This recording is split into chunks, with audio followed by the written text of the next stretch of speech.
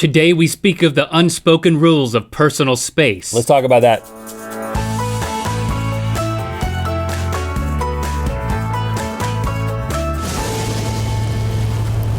A good mythical morning. We have an imaginary bubble around us, and that imaginary bubble is called personal space, or imaginary bubble.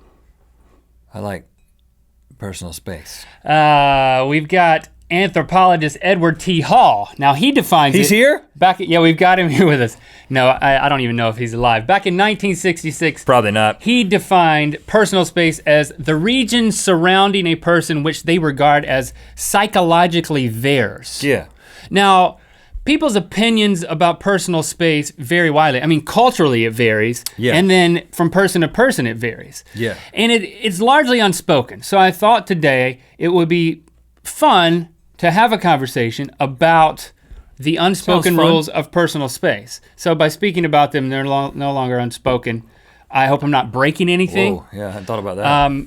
So what I wanna do is I wanna propose rules of personal space for particular places and scenarios, okay? Where you find yourself, and hey, this is just one guy's opinion. I'm gonna run it by you, maybe demonstrate some of these things. You let me know what you think, and let's see if we can arrive collectively at what are feasible rules We sit kind of close. of personal space. We sit kind of close. Yeah. Maybe closer than people realize. Yeah, the camera makes us seem farther, but we're This is 2 inches. A lot of people don't know that. That's 2 inches. Just the camera changes it. Since they don't sit on a GMM desk, I'm gonna make it more relatable and take it to an airplane.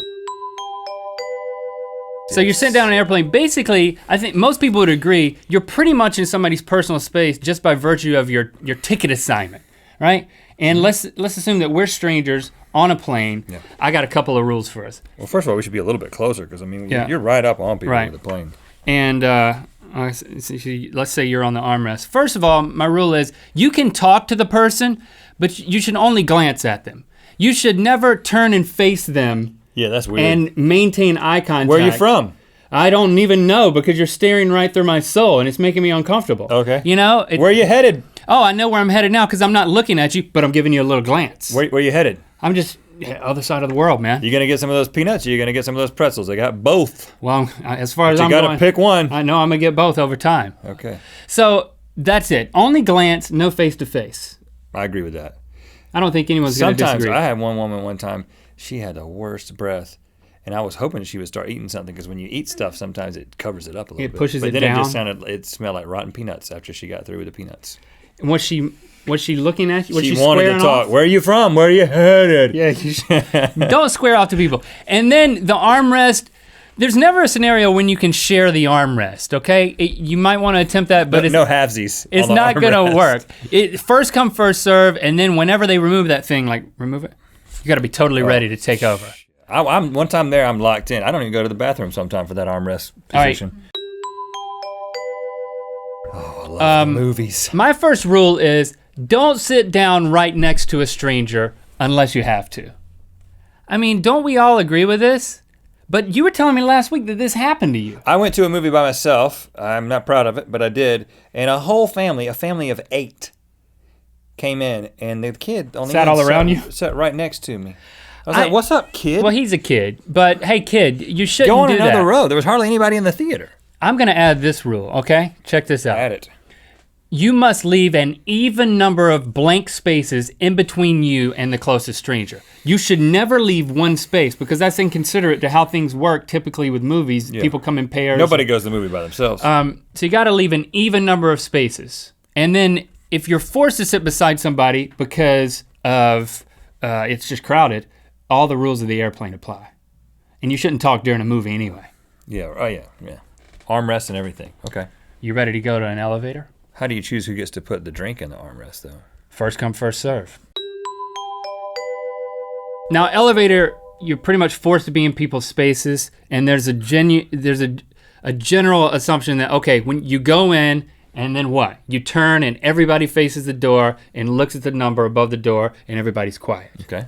I'll propose a rule that you can have a conversation with somebody and even face them a little bit if you can touch one side of the elevator with a part of your body, any part, and they're touching the other side of the elevator like with their hand or something. That lets you know I'm far enough away from them that I can turn and look at them a little bit. Like I'm holding on to the side of it. They don't have to be touching the side of the elevator, but if they are, Where are you from? This side of the elevator. Oh, how is it over there? I live in here, dude. Did you fart? I'm not. No, Because it wasn't me, and there's only one other person here. I didn't, but do you smell it? Maybe it was the guy before us. It was me. Oh. Where are you from? This side of the elevator. Okay. And then there's kind of a cycle. Goes on and on. So my general rule, which I think applies in an elevator, is if you can smell somebody, you're too close to talk to them. Well, what if they smell strong though? Some people, they permeate the whole. They ate garlic or something. Don't talk to them. Okay. If you can smell somebody, Don't talk. You're too close to talk to them. Okay. Agree or disagree? Agree. I don't like smelling people in general. Let's go to the DMV line. Or let's just say this is any line. Okay. Okay? My rule that I propose in terms of personal space is you can't put too much personal space in between you because you'll get skipped in line. Okay. The proper amount of space to put in between you and the person in front of you is slightly, only slightly above the average human being body depth.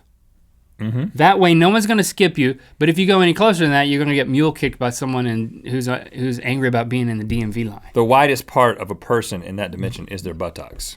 So you gotta go, At least on me it depends on who it is. You've gotta go from the furthest most point to the backest most point of the average human. Okay, all right. And I'm just going by feel on that. 16 inches. But don't feel people. Okay. I wanna be clear. I'm not saying feel somebody. Yeah. Just because I use the word in feel. some countries, you're basically like chest to back. Extremely crowded subway, which is basically like a concert mosh pit. Here's my rule for this. If you are touching more than 2 places with an individual that you do not know, like there's shoulder touch, there's a knee touch, and there's like a wrist touch because like we're slammed together in a subway. It's kind of weird. We wouldn't say it like this probably. In a crowded subway, you might. I feel like at this point, the rule is you have to talk to them. Hey, man. But you should do it with an apologetic look on your face. I'm sorry, where are you from? Hey, I actually live in the subway. Which makes this even more appropriate. Right, I'm going to move over here.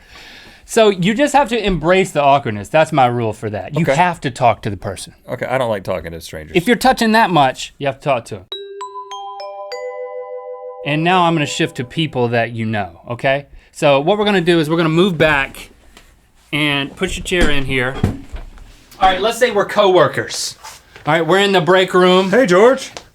The proper distance to stand from a coworker is determined by outstretching your arm and barely touching your fingertip, which is usually your middle finger because it's the longest one, to their nose. Hey. Then bring it down. You see that new? Just bring it down. Huh.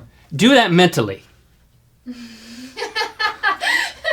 And then you see that new supervisor, Sally? Yeah, she's. You mean pantsuit? Oh, that's what I call her. Pinstripe pantsuit. Yeah, man. Just checking. You don't want to be any closer to someone having that type of conversation. Unless it's Sally. And if it's your boss, if Sally is your boss, you got to touch their nose.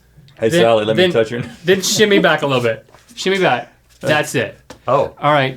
So now for friends. Hey, man. Friends are a little bit closer. Yeah. Okay, I say the rule for this to determine your optimal personal space is reach out like you're gonna grab their ears. And now at this point, I can't hear anything. Can you hear anything? Yeah. Okay, yeah, that you wanna be able to talk to your friend. This is all happening in your mind, by the way. Do you see Sally today? Well, I don't work with you. I'm your friend. Yeah, yeah. I heard you talk about her too much. Yeah, our friend. So the hands come down. That's mental. But you would imagine grabbing them Boom! and then kneeing them. That's how you know you're the proper distance from a friend. Like that. Yeah, right. okay, But that actually you don't do that. You imagine. But if we're both interested in Sally. Right. Hey, Sally! And then I'm like, I've never met a Sally. don't listen to him, Sally. I've never met a Sally. Ever. What about a Tammy? Yeah, I know lots of Tammys. Okay. All right, so then moving a little bit more. Now we're on our first date. We are? We're waiting at Applebee's. Are you Sally? We're waiting at Applebee's to get our table. You do the elbow reach. Well, what are you and doing then with you that, touch Sally? right there. That's how close you need to be on a first date.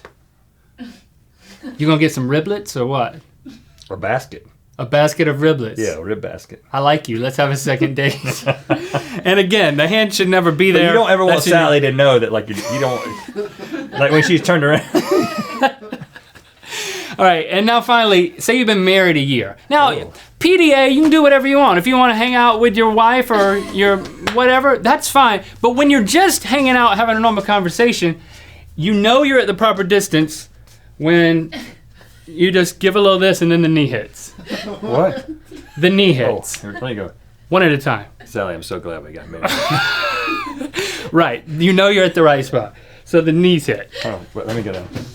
Oh! I thought you said let you go down. One person at a time. Okay. Right, see, this is comfortable if we've been married a year. Yeah. Right, you see, okay. Wow, there's a lot of mechanics in this.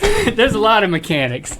And there's so much more we could talk about, but I'll leave it to you guys in the comments. Thanks for liking this video. Whoa, you know what time it is. Hey, it's Matt from Oklahoma. You know what time it is. Time to spin the wheel of mythicality. Make sure you head on over to our Facebook page. We are doing our back to school contest over there.